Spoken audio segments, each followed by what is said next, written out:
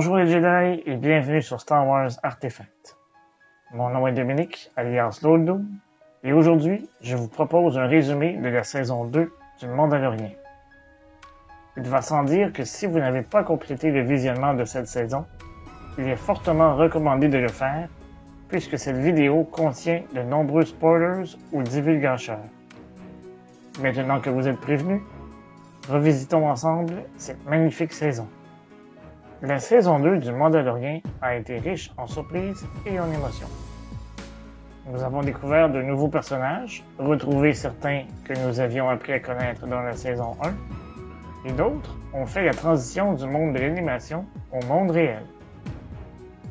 Nous avons également découvert de nombreux endroits et en avons retrouvé d'autres plus familiers. La deuxième saison de la série reprend directement où nous avions laissé le clan de Dooku. D'ailleurs, la numérotation des chapitres commence à 9, exactement où nous étions rendus après les 8 premiers chapitres de la saison 1. Dans le chapitre 9, intitulé The Marshal, nous retrouvons Din Djarin et l'enfant à la recherche d'autres Mandaloriens. Même si peu de temps s'est passé entre le chapitre 8 et 9, on constate déjà que le lien entre l'enfant et Djarin s'est raffermi. Nous en avons un bon exemple lorsqu'une bagarre éclate entre le Mandalorien et les hommes de Gar Koresh.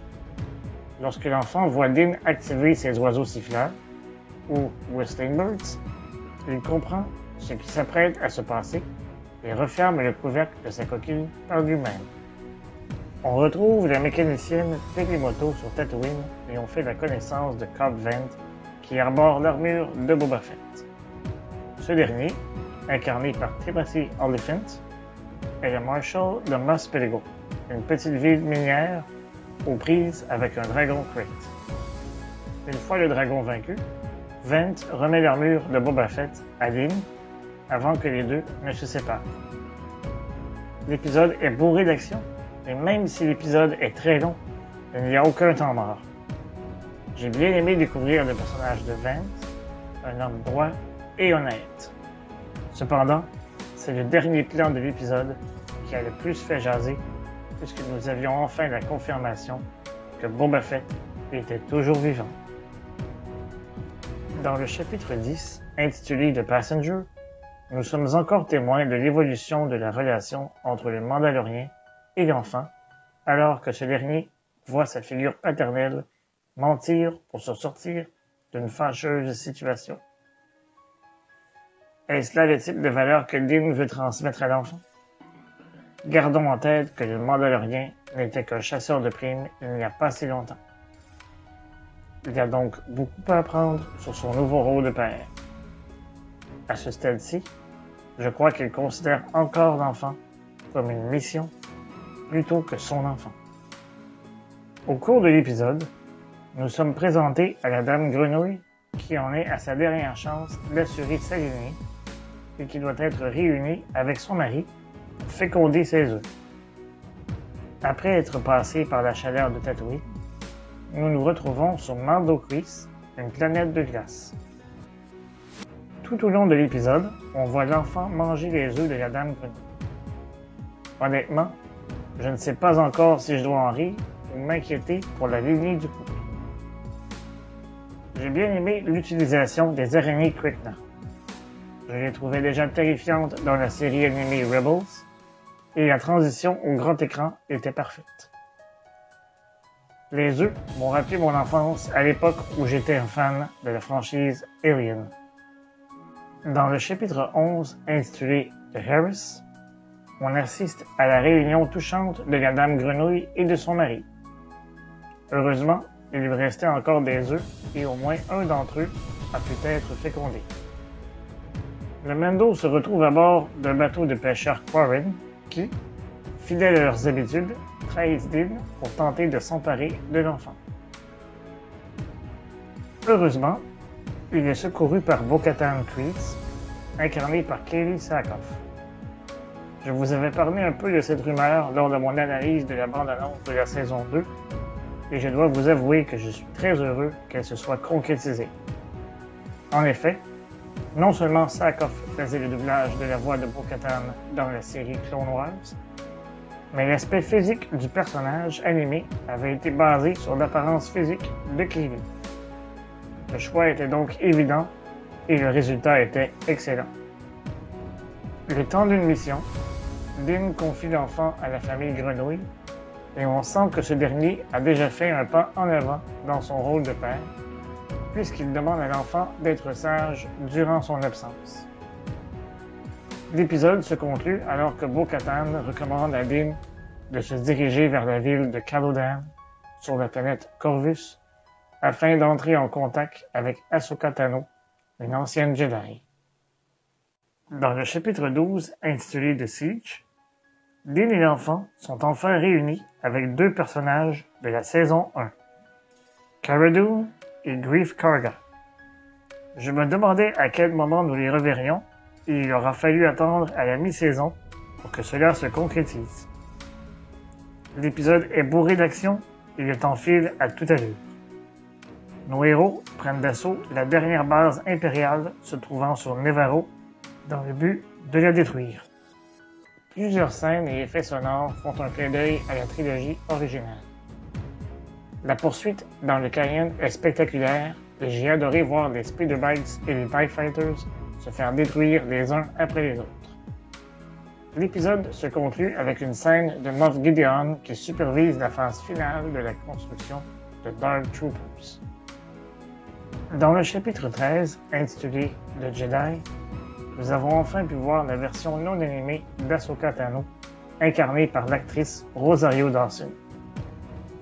Les rumeurs se sont ainsi concrétisées et, pour moi, le résultat était phénoménal. J'ai rapidement passé au-delà de la longueur de ses écoutes et j'ai profité du spectacle.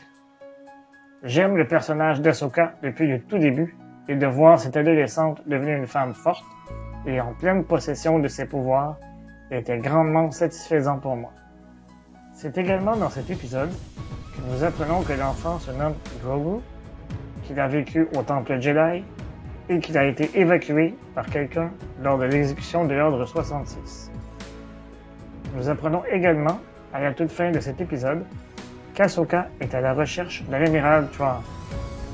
On se souvient qu'à la toute fin de la série Rebels, Ahsoka et Sabine Wren étaient partis à la recherche d'Ezra Bridger, qui avait été emporté dans les régions inconnues avec l'amiral Thrawn.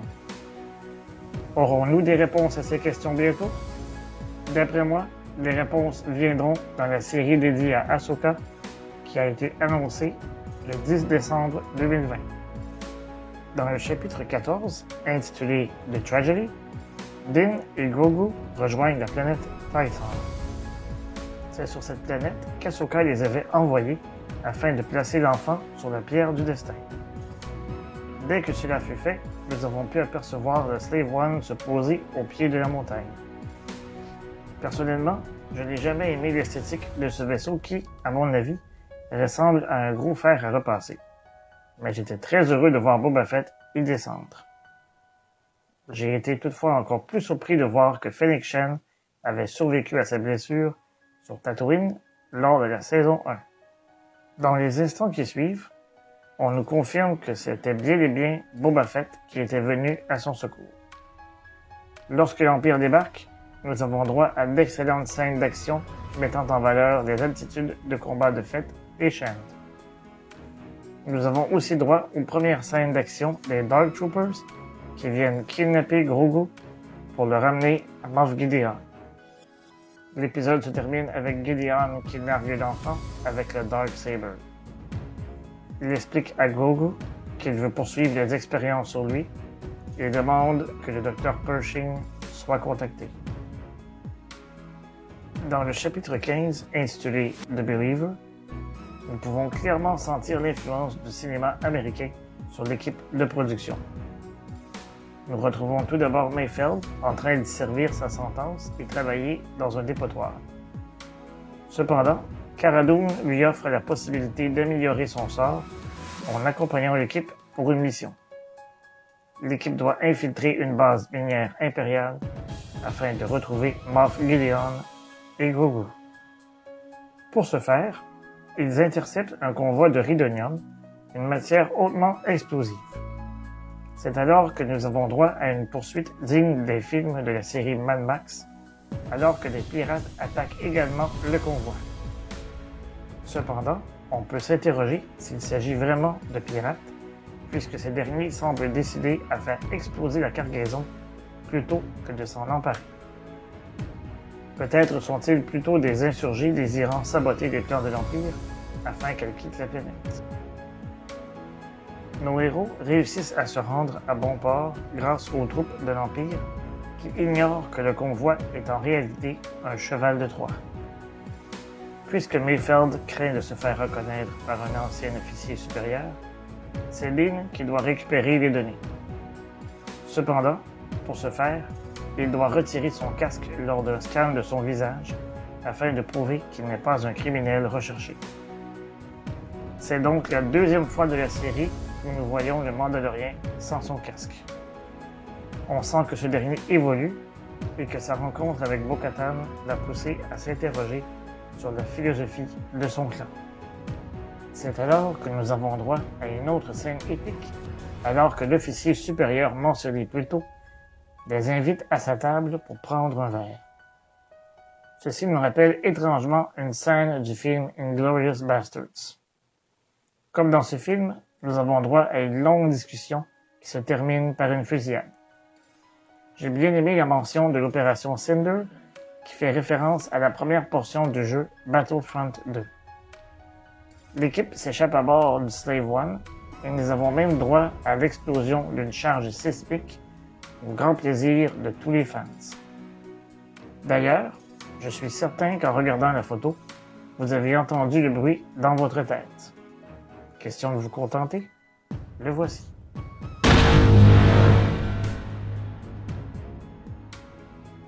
L'épisode se termine par un message du Mandalorien à Moff Gideon, où il reprend mot pour mot le discours de ce dernier de la saison précédente. Cependant, il y a une petite variante.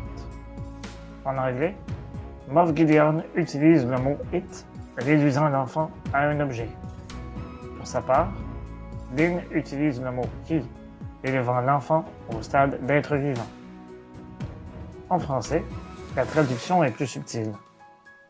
Gideon fait référence à une proie et utilise le féminin pour la suite, tandis que Din utilise le mot « chose » et se sert du masculin pour la suite. Étant moi-même un traducteur, j'aurais peut-être formulé le discours du Mandalorien d'une autre façon. J'aurais utilisé le mot « quelqu'un » plutôt que « quelque chose » afin de mieux rendre la comparaison entre l'être vivant et l'objet. Une chose est certaine, ce message nous rappelle énormément le discours du personnage de Liam Neeson dans le film Taken. Dans le chapitre 16, intitulé The Rescue, nous retrouvons Din, Cara, Boba et Fennec à la poursuite d'une navette lambda avec à son bord le Dr. Pershing. Une fois à bord, un des deux pilotes prend le docteur en otage et nous assistons à un bel échange entre lui et Cara. Par la suite, nos héros se dirigent vers une planète encore inconnue afin de tenter de rallier Bo-Katan à leur cause. J'étais heureux de voir que cette dernière était toujours en possession de son vaisseau, un Gauntlet Starfighter que nous avons pu apercevoir dans les séries Clone Wars et Rebels. S'ensuit une petite altercation avec Boba Fett sur ses origines en tant que Mandalorien. Bo-Katan ne mange pas ses mots, rappelant à Boba qu'il n'est qu'un clone provenant d'un donneur et qu'elle a entendu sa voix des milliers de fois. C'est alors qu'une bagarre éclate entre Boba et Koska Reeves. J'étais impressionné de voir Koska tenir son bout contre le célèbre chasseur de primes. Lorsque Din explique à Bo-Katan que Moff Gideon a l'enfant en sa possession et qu'il sait où il se trouve, les deux Mandaloriennes décident de se joindre au groupe à la condition que Din lui laisse s'occuper de Gideon. En chemin, le Dr. Pershing explique au groupe que même si Gideon ne possède qu'un croiseur impérial, on y retrouve à son bord une section entière de Dark Troopers. Il est alors convenu que le quatuor féminin prendra d'assaut le vaisseau jusqu'au pont, alors que Din sera cavalier seul pour secourir Grogu et s'occuper des Dark Troopers. Pour monter à bord du croiseur, L'équipe, aux commandes de la navette Lambda, simule une attaque avec l'aide de Boba Fett. Une fois à bord, tout se déroule comme prévu et les femmes se rendent rapidement jusqu'au pont. Il est très rare de voir un groupe de femmes aussi féroces et compétentes réussir à éliminer autant de groupes ennemis à elles seules. J'ai trouvé cela très rafraîchissant. Le petit et le grand écran nous ont habitués à voir un groupe d'hommes dans de telles situations et je suis convaincu que ce changement aura un impact positif sur bien des jeunes femmes qui écoutent cette série. De son côté, Din doit affronter un Dark Trooper qui lui donne bien du fil à retordre. Après une victoire in extremis, The Djarin réussit à expulser les Dark Troopers dans l'espace, mais l'affrontement ne sera que partie remise. Rendu au bloc de détention, Din est confronté à Moff Gideon, qui menace l'enfant à l'aide du Darksaber. Après une courte discussion, Gideon laisse Din reprendre l'enfant tout juste avant de trahir sa parole. À l'aide de sa lance de Beskar, le Mandalorien combat Gideon du mieux qu'il peut. Din réussit à désarmer le Moff et le ramène menotté sur le pont. Bo-Katan est stupéfaite de voir que Din se soit occupé de Gideon au grand plaisir de ce dernier. La situation est désormais problématique puisque le Darksaber est un objet qui doit être mérité et remporté au combat. En effet, selon la culture mandalorienne, on ne peut recevoir le Darksaber en cadeau et on ne peut pas y renoncer. Nous n'avons pas le temps d'y penser trop longtemps puisque les Dark Troopers reviennent à bord du croiseur afin de secourir Gideon. Puis, alors que tous les espoirs semblent perdus, un X-Wing fait son arrivée à bord du croiseur. Un Jedi vêtu de noir et muni d'un sabre laser vert fait son chemin à bord du vaisseau.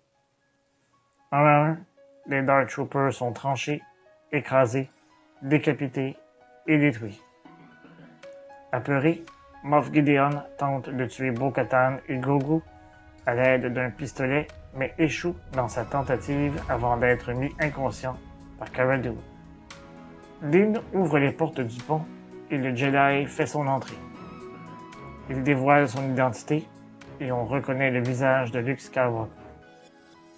Personnellement, dès que j'ai vu le X-Wing arriver, je savais que c'était Luke qui répondait à l'appel de Grogu.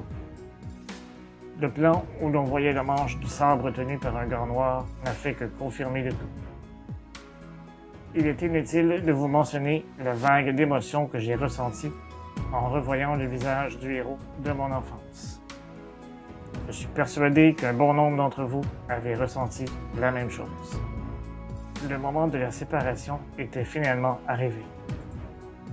La scène était déchirante. Alors que Din tenait Grogu pour une dernière fois dans ses bras, ce dernier lui a fait comprendre d'un geste qu'il voulait voir son visage.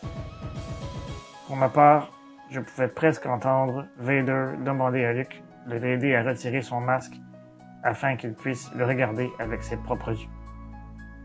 Pour Din, c'en était fini des traditions et des règles de son clan. Il a donc retiré son casque sans hésiter et Grogu a pu toucher son visage pour la toute première fois. Une fois Grogu posé par terre, un autre personnage de la trilogie originale fait son entrée, R2-D2.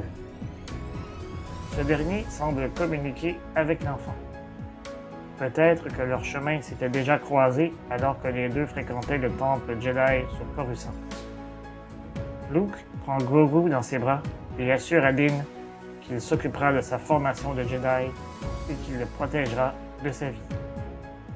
Les trois repartent, et alors qu'ils s'éloignent, on peut sentir les émotions qui habitent Din Djarin. C'est ainsi que se termine la deuxième saison du Mandalorian. Plusieurs questions demeurent sans réponse. Grogu était-il encore avec Luke lorsque Ben Solo et les chevaliers de Ren ont détruit le temple Jedi de Luke et tué tous ses disciples? Qu'arrivera-t-il du sabre noir? Bo-Katan confrontera-t-elle Din pour l'obtenir?